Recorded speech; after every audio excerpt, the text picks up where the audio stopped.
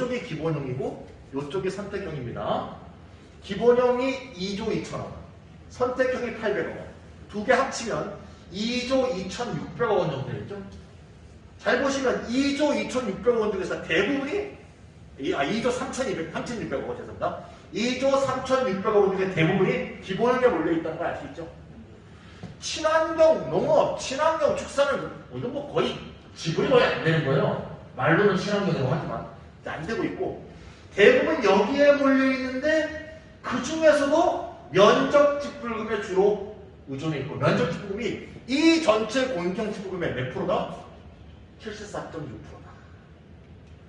그러니까 아까 봤던 그래프에서 요거는 5천억 원밖에 안 되고 이게 74%를 차지하고 있다는 거죠. 그래서 요게 도입된 거는 참 잘한 건데 잘한 것도 잘했다고 해야죠. 하지만 이게 너무 퍼센테이지가 적고 아직도 이게 주류가 돼 있으니 소농의 소득 안정과 농촌의 전환에 큰 도움을 못 주고 있다. 이런 자평들이 농민농수에서 많이 나왔고요. 정리해봅시다. 소농직불금은 인적 보장의 시작이라는 의의는 있는데 인간 개인 한 명에게 보장한다 이 뜻이죠. 하우 상방의 원칙을 견제하지 못하고 결국 면적 중심으로 귀착됐다. 그래서 제가 저거 뭐라고 얘기하냐면 공익형 직불금에 이 말하는 공익이라는 말의 핵심은 뭐냐? 어떤 농민이 공익적인 농민이냐? 땅이 많아서 생산물을 많이 생산하는 사람을 공익적이라고 보는 사고관이다. 저는 단적으로 그렇게 얘기하는데 물론 많이 생산하는 것도 중요하죠. 식량 자금률도 높여야 되고. 네. 근데 농촌을 존재하는 게 식량 생산의 도구로만 생각하는 건 사고방식이 잘못된 거거든요. 농촌에 사람이 살고 있으니까. 그러니까 사람에 대한 관점이 전혀 없다. 그래서 농지가 아니라 사람의 중심을 두는 시각전환이 필요하다는 게 공익형 직불금의 결과에 대한 우리의 어떤 평가다. 이렇게 말할 수 있겠습니다.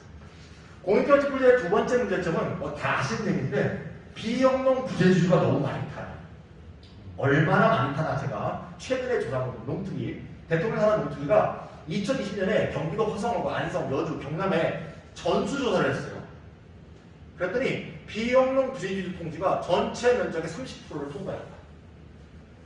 아마 경기도를 더 많이 조사했으면 더 높았을 것 같기도 합니다. 어쨌건 거창도 넣고 뭐 이러다 보니까 그렇게 된 건데 어쨌건 30%가 넘다. 그러면 공익형 직불금에는 뭐라고 되어 있냐면 농사를 짓지 않고 넘어가요. 이게 좀 이목을 좀 이제 천천히 움직여 볼까? 예. 직불금에 따르면 농사를 짓지 않는 지주가 직불금을 수령하면 1년 이하의 징역 또는 1천만 원 이하 벌금형에 처해진다고 되는데 처벌받은 사람이 본 적이 없어요. 실제로 농촌에서는 그렇죠. 지주의 땅 붙여서 살고 있는데 그거 어떻게 신고 불가능하죠 사실은. 네, 그런 문제가 있고 그래서 이런 문제가 있다. 이게 반복되고 있는 두 번째 문제고요. 세 번째 문제는 이건데요.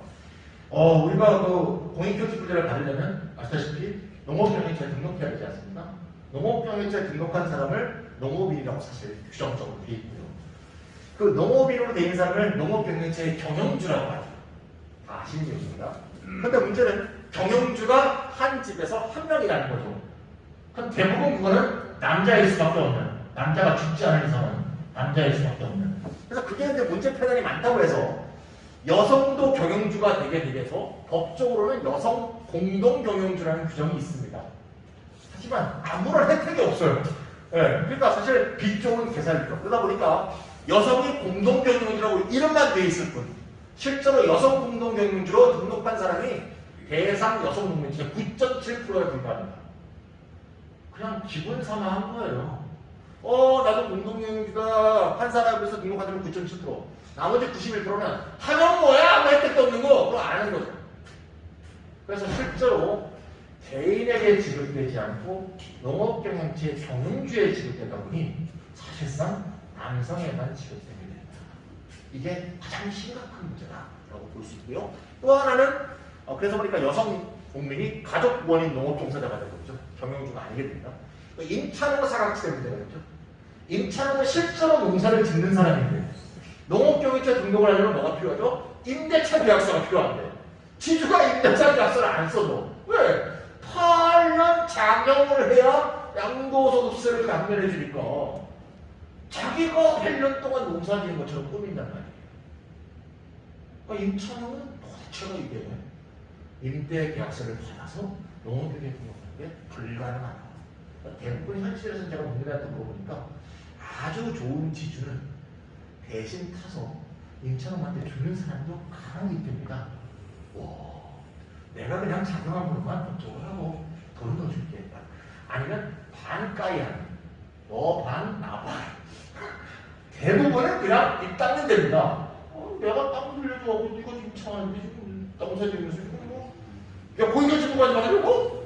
말도 안 하죠. 뭐. 이렇게 되는 경우가 많다. 실제로 농사 짓는 사람이 못 받고 지주가 받게 되는 이런 문제가 제일 크고요.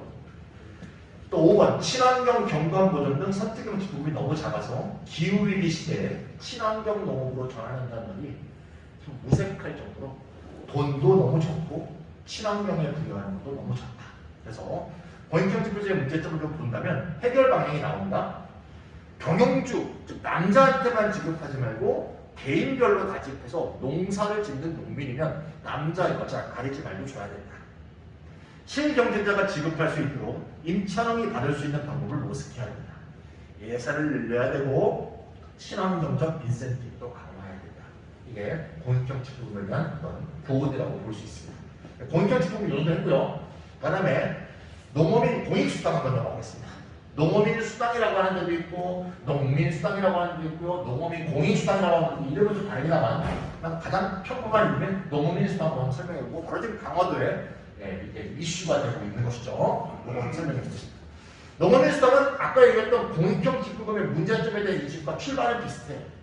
여기서부터 시작이 된 거고요. 그래서 그거를 각 지역의 농민단체가 주도하여 조례 제정 운동을 계속했고 그 결과로 각 지역별로 지역 시차를 두고 각 지역별로 이제 운동이 좀 활발하고 군수가 빨리 수용하고 이런 데가 빨리빨리 된 거죠. 그러니까 제일 먼저 된 데가 전남 해남부터 시작이 됐어요. 그때부터 시작이 돼서 해남, 강진, 이러면서 충남에서 막 올라오고 이렇게 하고 있고 지금 제일 안 된 데가 여기가 강화인데 강화가 이제 희귀 지역으로 이제 안 되고 있는 곳으로 남아있는 거고요. 농민수당의 근거는 뭐냐? 농민수당이 이렇게 얘기한다. 농민의 농업활동의 공익적 기능에 대한 보상이다. 사실 농민수당이 공익적 기능에 대한 보상이다라고 말한 것 자체가 공익형 지급금을 비판하는 거예요. 공익형 지급금의 말이 공익형이라고 했는데 니들이 정말 공익형으로 지금 해볼 거냐? 면접 받는 사람한테 더 준 거 아니냐? 이런 비판이 나올 수밖에 없는 거고 따라서 공익에 대해서 재정의하는 게 농민수당의 시작이라고 볼 수 있습니다. 근거는 뭐냐? 같이 한번 볼게요. 농업, 농촌 및 식품산업기본법 3조 9항에 보면 이렇게 써 있습니다. 농업, 농촌의 공익적 기능이란 농업, 농촌이 가지는 다음 항목의 어느 하나에 해당하는 기능을 말한다. 이게 농업, 농촌의 공익 기능입니다. 이게 농민수당의 근거예요. 어떤 게 있을까요? 식량의 안정성, 국토환경 및 자연경관의 보존, 수자원의 형성과 함양, 토양 유실 홍수의 방지, 생태계 보존, 농촌사회 고유한 전통 문화의 보존. 내가 만든 말이 아니고요. 법에 나와 있습니다. 법에 3조 9항. 그럼 이런 식의 공익적 기능하고는 농민 또는 농어민에 대해서 보성이 되고 있지 않는 거에 대해서 문제제기를 한 거고요. 또 하나 밑에 4조 1항을 보면 국가와 지자체는 농업과 농촌의 지속가능한 발전과 공익적 기능을 증진할 책임이 있다 써 있습니다. 이런 책임을 다해라 하는 곳으로부터 농민수당 또는 농민수당 운동이 시작이 됐어요. 그래서 아까 좀 전에 말했던 그 농촌 농업의 공익적 가치가 화폐로 간 사람은 어느 정도 액수가 되냐 학자가 다 다른데 참고로 한번 별로 가져왔어요. 양승용 선생이 2011년 쓴 논문에 보면 농업의 다원적 가치는 86조로 계산하고 있어요. 그런데 농진청 아시죠? 농업진흥청에서 2012년에 전해드리면 농업농촌의 가치를 252조로 보고 있습니다. 농진청에서 한 거니까 제가 한 것도 아니고 2012년은 뭐 2만박 정도 되잖아요. 그러니까 뭐 특정한 정치적 편향이 있다고 볼 수 없고 산업적 가치, 즉 식량 생산 86조 아까 봤던 공익적 가치가 166조 해서 총 252조 가치가 있다. 농진청이 평가한 바도 있습니다. 저는 화폐적 가치는 숫자 자체가 좀 중요하다기보다는 사실 우리가 시장에서 이게 상품으로 거래되지 않아서 공익적 변화, 야 우리 농촌에 여기 1헥타르 공익적 가치 들어줘 이게 안 될 뿐이지 사실 환산해 보면 굉장히 크다는 것을 학자들이 인정하고 있다. 그런 얘기가 되겠습니다. 그래서 이런 공익적 가치에 대한 보상으로 농민수당을 지급하라 이런 운동이 벌어졌고 쭉 진행되고 있습니다. 제가 오늘 이제 제가 항상 강연 기본소득에 대한 강의를 한 300번 이상 한 것 같은데요. 한 번 꼭 할 때마다 새로운 PPT를 만듭니다. 왜냐면 지역이 다르고 듣는 분들이 다르고 포인트가 좀 다르고요. 원하는 내용이 조금씩 다르죠. 이것도 어제 새벽에 만들었습니다. 제 이메일 3개와 있죠, 목사님? 자, 각 지역을 한번 조사해봤습니다. 전남 60만원, 전북 60만원, 경북 60만원 쭉 있죠? 연간이네, 연간이 돼 있고요. 돼 있습니다. 네. 자, 제가 한번 물어볼게요. 지금 모든 그 광역이 다 들어가 있습니다. 전남, 전북, 경남, 경북, 경기, 강원, 제주, 충북, 충남. 여기는 인천광역시라는 이유로 지금 이 진행이 안 되고 있는데, 그러면 연간 쭉 30만원부터 80만원까지 있습니다. 자, 질문해볼게요. 여기서 어느 지역이 제일 농민수당, 그럼 농민수당이 많이 주나요? 경기요. 충남, 경기. 경기라고 답하신 분은 이미 아시는 분이고, 그 답을 충남이라고 하는 것은 너무 제가 좋아할 뿐입니다. 이런 강의를 할 때는요, 시나리오대로 틀려주는 사람이 너무 좋아요. 네. 이럴 때 충남이 이렇게 틀려줘야 말이 되지, 경기 이렇게 맞춰버리면 제가 옛날 교육 찍사잖아요. 재미가 없잖아. 그거 다 알고 있는데 내가 왜 안 찍어? 예. 자, 죄송합니다. 요 빨간색으로 되어 있는 거는요, 개인별 지급이 구현된 부분입니다. 네. 나머지 까만색은 전부 가구별 지급이에요. 그러니까 집에 부부가 있으면 경비는 120만 원이 되겠죠. 물론 부부가 다 없을 수도 있겠지만, 또 장성한 아들도 농사지으면 그 집은 180만 원이 되겠습니다. 이해 가시죠? 네. 그래서 개인별 지급 이렇게 되고요. 나머지는 가구별 지급. 그러니까 경기가 제일 많다. 그러니까 그래서 경기는 이름도 경기도 농민수당이 아니고 경기도 농민기본소득이라고 되어 있습니다. 그러니까 이름이 농민기본소득 된 게 기본소득의 완성태라서 그런 이름을 붙인 게 아니고, 기본소득의 중요한 지향이 개인별 지급에 대한 걸 구현했다는 의미에서 경기도는 일부러 농민수당자 성격을 띠고 있지만 이름을 경기도 농민기본소득이라고 붙였다. 여기 기억하시면 되겠습니다. 그러니까 이름이 막 헷갈릴 수가 있어요. 근데 농민기본소득이라고 하는데 농민수당인데 개인별 지급이라서 이름을 그렇게 붙이고 전국민 기본소득 나가자라는 그런 기세를 보여주기 위해서 이름을 그렇게 붙였다. 제가 경기도 기본소득 위원회 위원이었거든요. 그거 통과시키는 거에 제가 다 그 현장에 있었습니다. 경기도는 제가 자랑 하나 더 해야 되는데, 경기도 기본소득 위원회를 하고 중에 가장 제가 보람이 있었던 게 뭐냐면 재난지원금을 주는데 도내에 거주한 합법적 외국인한테 다 줬어요. 저는 그게 정말 의미 있는 결정이에요. 제가 땅땅땅 한 사람 중에 하나거든요. 경기도 기본소득을 통과 못하면 시행이 안 되게 돼 있어, 법이. 조례가. 첫 해에 재난지원을 줄 때는 2020년에 줄 때는요, 받아들여지지 않았어요. 그래서 결혼 이민자하고 영주권자를 줬어요. 근데 아니 경기도에 일하는 외국인 노동자가 불법 노동자가 아니고 합법 노동자. 합법적으로 채용 노동자가 우리나라 경제를 위해서 얼마나 중요한 활동을 하냐, 우리나라 지역사회를 위해서 얼마나 중요한 활동을 하는데, 왜 재난은 그 사람은 뭐 외국인 재난을 안 당한 것도 아니고 코로나가 피해간 것도 아니잖아요. 당연히 줘야 되는데 받아들여져갖고 지급된 게 굉장히 의미가 있습니다. 잘했습니다. 네, 자랑을 한번 해봤습니다. 네, 그런 식으로 지자체가 새로운 시대에 맞게 발전을 해야 될 낡은 생각이 안에 있으면 안 되고, 그런 점에서 굉장히 좋은 활동이었던 것 같습니다. 그래서 농업인공시장에서 몇 가지 기억할 것은, 대개 지역이 농업 외 종합소득이 3,700만 원 이하인 사람만 지급하게 되어 있습니다. 고인격소득도 그렇게 되어 있죠. 그러니까 농업 외 종합소득이 3,700만 원이라고 해서 그럼 농업 외 3,700만 원을 벌면 못 받나, 그게 아니고요. 예를 들면 이거죠. 내가 사과를 심었어요. 사과를 갖고 사과 주스를 만들었어. 그래서 그걸 팔았어. 사과 주스를 3,700만 원 팔았다고 3,700만 원 소득은 아니잖아요. 그 중에 비용이 있지 않습니까? 비용을 80몇 프로 환산하게 되거든요. 그 빼고 난 소득 이렇게 되니까 3,700만 원은 굉장히, 진짜 매출은 굉장히 많은 거예요. 매출 몇 억 정도 돼야 됩니다. 네, 그렇게 되고요. 됐고요. 3번. 특징은 이거의 모든 공통점은 뭐다? 지자체 재원을 갖고 합니다. 전남 돈 갖고, 전북의 배정된 돈, 경북의 배정된 돈. 경기도 같은 경우는 경기 도비 50%, 그 다음에 각 지역 있죠? 지역도 50% 이렇게 안배해서 진행하는 게 있어요. 그래서 그게 돼서 뭐 여주군 같은 경우는 원래 농민수당을 하다가 농민기본소득으로 바뀌었는데 농민수당을 하다가 농민기본소득으로 바뀌었는데도 돈을 덜 내요. 그러니까 여주군일 때는 여주군이 100% 냈거든요. 근데 이제 개인별 지급이 됐으니까 여성 농민한테 지급하면 더 나가지 않을까 싶었는데 도에서 50% 내주니까 50%만 내게 돼서 오히려 여주군이 덜 내게 된다. 그래서 여주군에 제가 강연할 때 되게 좋아하시더라고요. 그런 일도 있었다.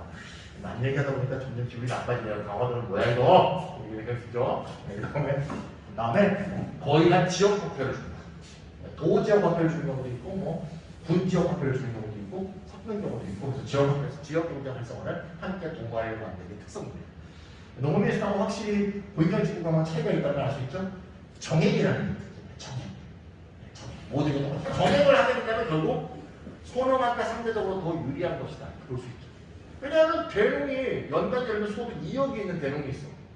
60만 원이 뭔 의미가 있겠어요. 하지만 어려운 사람일수록 60만 원은 더 가치가 있죠. 그래서 정액이라는 것은 어려운 사람일수록 더 배려한다. 이런 원칙이 반영되어 있다는 것을 볼 수 있어요. 그래서 농어민 수당도 농민기본소득하고 공통되어 있는 그런 정신이 많이 있다는 것을 한번 확인해 볼 수가 있습니다. 자, 방어음질은 어떻게 되는 걸 한번 봤어요.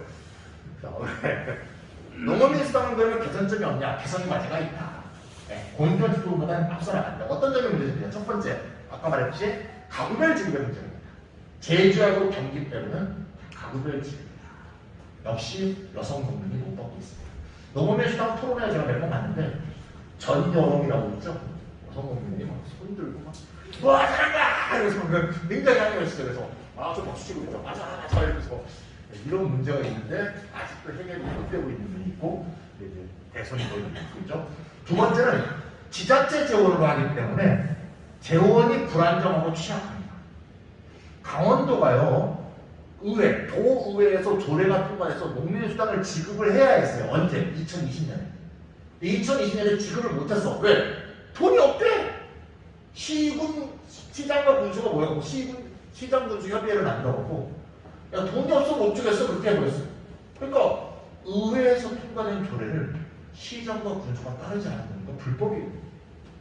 이런 일도 생겼어요. 근데 이해를 가지고 돈이 없다는 거 어떻게 해? 그러니까 지자체 재원으로 하는 거에 문제점이 있다. 세 번째, 그러다 보니 지급액이 작다. 아까 뭐죠? 연 60만 원도 있고 경기도는 2명이라 해도 연 120만 원까지 60에서 120인데 이거 갖고 결국 공익형 직불금에 소농 직불금 정도가 있는데 이거 갖고 소농에 소득 안정이 된다고 보면 과한 거죠. 모자란 거죠. 그 다음에 그래서 이런 문제점도 있기 때문에 농어민 수당에 대해서 앞으로 어떻게 발전을 하게 좋겠냐. 아무래도 기후위기 시대에 친환경적 시대 소득에 맞게 좀 발전해 나가되 각각 지자체가 하고 있으니까 지자체별로 재원을 따로따로 또 만들고 지자체별로 특색 있게 해서 시행할 수 있는 방법도 있지 않을까 이런 생각을 하고 있어요. 그래서 좀 더 지자체 자치 수당으로 발전하는 게 훨씬 좋겠다. 예를 들면 지자체에 따라서 이렇게 이룰 수도 있죠. 어떤 지자체에 주민들끼리 합의가 이루어진다면 저는 녹색당 대표지만 태양열을 논 위에다 막 깔고 산을 막 밀어버리고 깔고 난 미쳐버리겠어 그냥. 그러다 보니까 태양열 발전 때 인식이 더 나빠져. 심각해요. 그래서 그게 아니고 유휴지, 공유지 이런 거 괜찮아요. 놀고 있는다.